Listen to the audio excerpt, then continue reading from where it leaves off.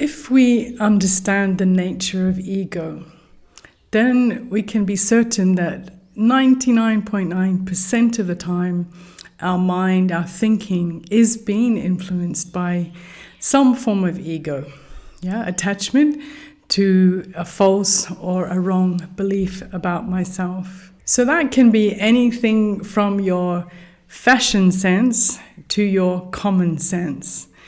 Now, it's not ego to own a quality car, but to think that that car has anything to do with your intrinsic value, that's ego. And even the concept of ownership has its roots in a kind of a false belief. Now, that doesn't mean that we all have to go and give away the keys of our cars to the next homeless person, but it's more about questioning the nature of reality. So in this episode, we're going to explore some of the very common external attachments that our ego can turn into an identity. So my name's Gillian Soers, and I've been enthusiastically exploring all aspects of consciousness as a Raja Yoga meditation student and teacher, but also as a professional self-development trainer for almost 30 years now.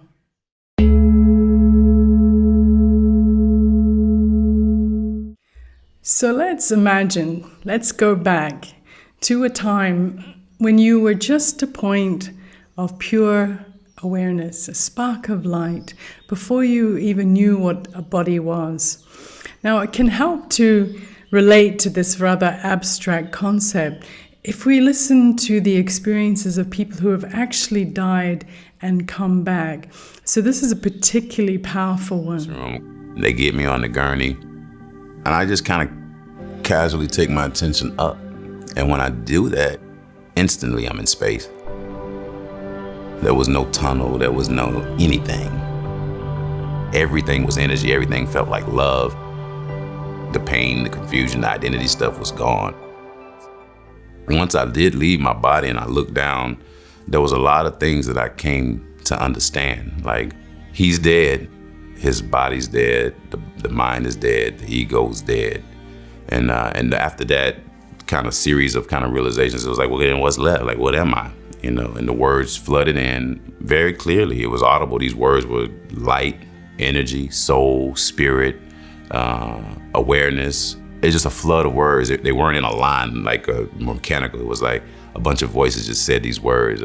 But it felt like it was me explaining this to myself.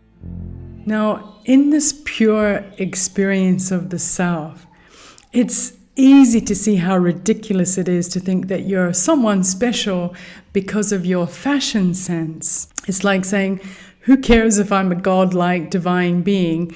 I own a pair of Jimmy shoes, that is.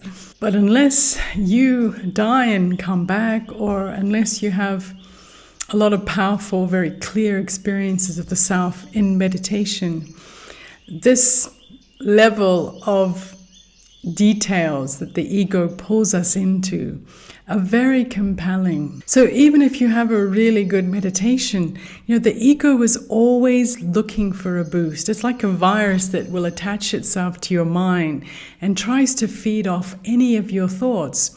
So even if you have a really powerful meditation, the ego will jump in there to get its tax, its interest on that experience by saying, wow, special meditation, I must be a especially spiritual person. And it will give a lot of meaning and a lot of comparisons with others, and it will project it into the future, and it will create a whole story just out of that experience. And so now, all the silence has been destroyed. It's like a drop of poison in a bowl of milk. It takes something beautiful and it will start to feed off it. So that's how tricky the ego can be. Now, most of the things that human beings identify with are considered really normal as part of this human experience.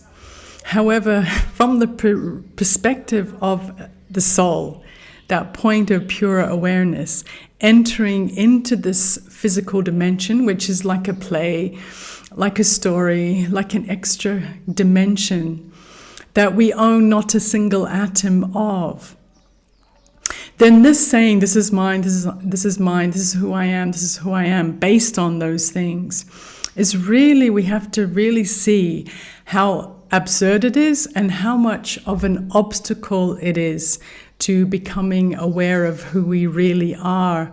Now, I know this sounds super radical to be talking in this way, but everybody talks about this idea of becoming free from the matrix. Now, becoming free from the matrix is not just thinking that the government is trying to deliberately dumb down the population and control us. It really is about this radical clarity that I am something completely separate from the matrix. So nothing in this physical dimension defines who I am. My truth, my reality is something completely separate from this matrix. So we constantly have to reaffirm who I am and what I am not. So in this episode, we're going to explore in depth some of these aspects of what we are not. So in the next few videos, we're going to go through many of these things in depth, but treat it really like a checklist to see, okay, how much am I influenced by this particular pattern of identities? And all humanities has very similar ones.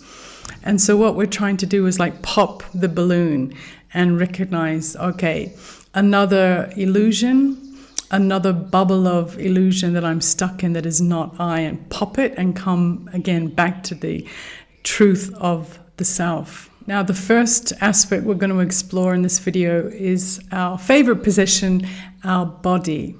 So I talked about this a little bit in the last video about being attached to our appearance, but there's a lot more involved in being attached to our bodies, obviously, because this is the very first possession that we come into, our costumes, and that's our oldest possession, and it's very deeply enmeshed with our human experience. Now, when it comes to identifying with the body, one of the things that we all do without realizing is identify with the senses and with the experiences of the senses.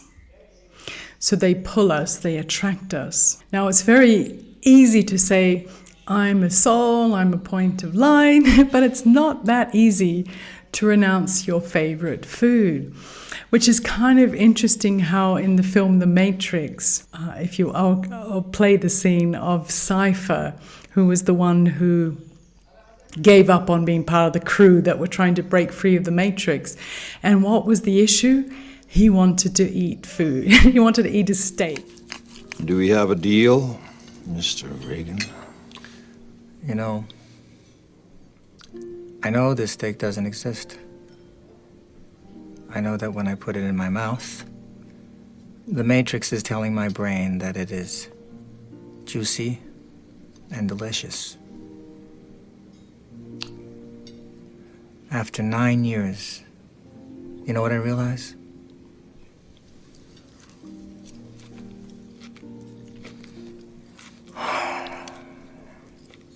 Ignorance is bliss. The crew were just eating tablets, and so this was a really interesting symbol of that. It made us aware of that aspect that food is one of the ways that we easily get pulled into the matrix, because it's a very powerful sense experience, and that's why often the spiritual paths are connected with the idea of renunciation. And also in the same film, The Matrix, there's a scene where Neo is distracted by the woman in red. So again, the eyes are attracted to the appearance of bodies. So another kind of aspect of the sense. Understand, most of these people are not ready to be unplugged. And many of them are so inert, so hopelessly dependent on the system that they will fight to protect it. Were you listening to me, Neo? Or were you looking at the woman in the red dress? I was... Look again. Freeze it. This topic can actually sometimes trigger people. You know, well, why do we have bodies if we're not meant to enjoy them? But there's a difference between enjoyment and being addicted to pleasure. And that's something that each of us, of course, has to really explore. It's very personal, our relationship with the senses, because that pleasure can be addictive, and it takes us further and further into the matrix and further away from the awareness of this subtle spark of awareness that's interacting with the matrix. So although the senses are so connected, so necessary in order to experience life in this human world, in this matrix, it still does not mean that the senses or the body is us. And so we're really exploring those things that distract us from pure self-awareness. So this is a spacesuit, and just because you have a spacesuit to live in this dimension, it still does not mean that you are the spacesuit, even though that spacesuit might be a miracle in itself, amazing miracle in itself. It is not who we are. And so our relationship with this spacesuit is a crucial one when it comes to self-awareness, waking up from the matrix. Sometimes people suggest that a kind of way to meditate is to focus in even more carefully on the senses. So showering really with pure concentration, or eating really slowly. And yeah, I think these slowing down, and this definitely is a possibility that you'll be aware of the self behind the senses rather than doing something very quickly. But still, this can be just another distraction that, I'm going to get as much pleasure from the senses as possible, and not actually lead to self-awakening. So it may or may not really be useful. I think the main thing really is to be aware that being trapped in the pleasure of the senses is possibly one of the biggest obstacles for the self realizing the non-physical, eternal, subtle, spiritual self. And that is why renunciation is often associated with spirituality. Another aspect that's very much related to our physical bodies is the need for physical comfort. Now, although this is connected with the senses, I give it another whole focus, because the need for warmth, the need for air conditioning, the need for comfortable sofas, this can become like an endless trap for humanity, always trying to improve their physical comfort level. I think that's why Stoicism is so interesting, because it's essentially saying, take cold showers, test yourself, because if you become too comfort loving, it leads to a kind of a laziness, and you become very sensual and become again dependent on those things. And when you don't have them, you feel uncomfortable and stressed out. And this is showing again that the self has become dependent on a whole bunch of kind of physical factors. And a lot of advertising really does know this about humanity. And so it's always trying to say, have a more comfortable bed, chair, Mercedes cars, they have these chairs that kind of hug you in place, that when you go around the corner you don't get moved about. I mean, where's the end of it? We're constantly looking for perfect bliss through perfect comfort on every physical level. I really love this clip from Byron Katie. It does again sound radical, but she's absolutely right that peace that's dependent on anything physical is not real peace. That real peace is always unconditional. So with or without money, we have a right to be happy. That's our birthright. If peace is dependent on arms and legs and houses and cars, then there's no possibility of peace. But in my experience, peace has no conditions. And it's a matter of what is true and what is not, the difference between imagination and reality. And so that's why this comfort is another thing for ourselves to watch out for, because often our peace is related to our comfort. Of course, another important aspect related to the body is our appearance. So I talked about this in the previous video, but most people are aware of the influence of how they look in terms of attractiveness. You know, if we get complimented on our looks, it pleases us. If we get insulted by our looks, we feel offended. And so it's a very deep identity to relate to our attractiveness or beauty level or lack of it. Part of our appearance is also related to our personal taste or our style. And you might not think this is important to you, but I think, again, for most people it is. It's very much part of their image. We choose our clothes according to what we want to project, what image we want to project. Very much. Even in meditation context, even though everybody's wearing white, you can still see that people are expressing their unique kind of individuality through their personal style. We also judge people a lot by their taste in clothes. So in a context like Mecca, this is why everybody goes to Mecca in simple white wrap-round robes, because and not displaying any signs of obvious social status. So you're not wearing a Rolex with your white robe. And this is symbolic of all souls being equal in the eyes of God. And it's there to also not distract anyone. You know, you're there in humility in front of God, not showing who you are through your clothes.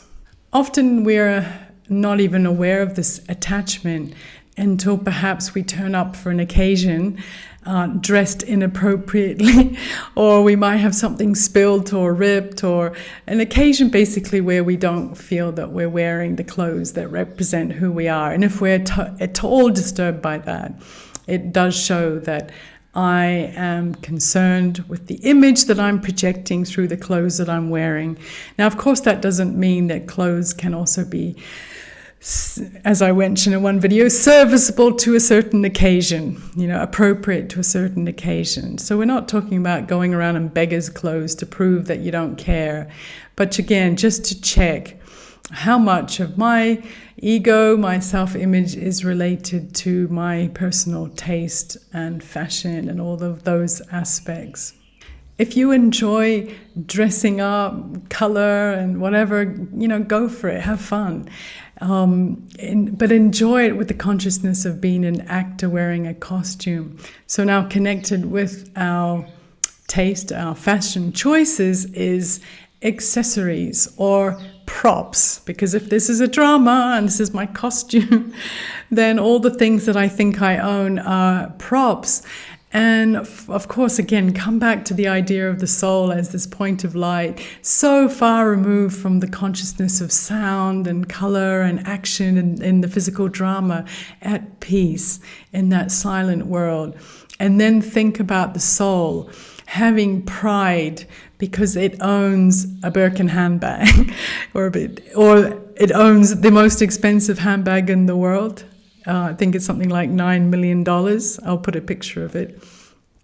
Imagine you could feed, how many people you could feed with that handbag, but nope, the ego wants to own that possession because it shows that I must be much more valuable than all the other souls in this drama. So that's why it's so fun to play with these concepts, because more and more you realize how absurd it is to be so concerned about having a particular brand or so attached to any of these props. And, you know, I've definitely had sorrow when I've lost my favorite jumper, the one that was super light, super comfortable, was super flattering, whatever it is.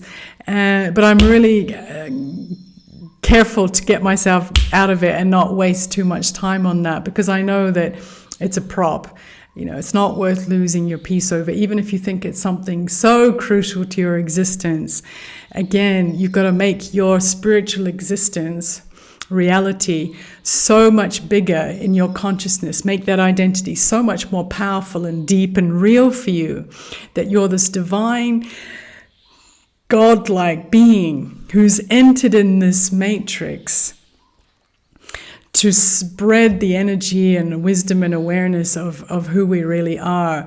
And from that perspective, to then get so attached to your particular item of clothing or your particular handbag or whatever it is, the contrast has to be there so that we can let go of it naturally by seeing how much more, how petty it really is. That's how we have to feel about it.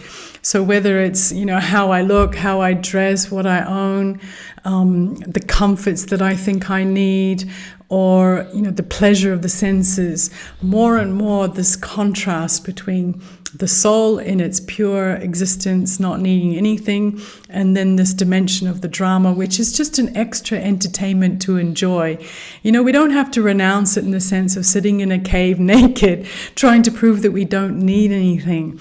But if we increase the awareness of the self, we can still play with the physical dimension, but very aware that we're guests here, that any of it can go at any moment, kind of enjoy it without getting lost in it. So it's about having the right relationship with the physical body and the physical dimension rather than having to run away from it.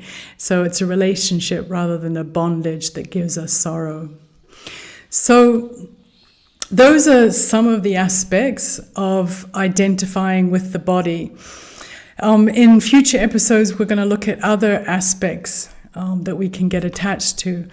But if you like this kind of content and you enjoy this kind of conversation, please do subscribe to the channel.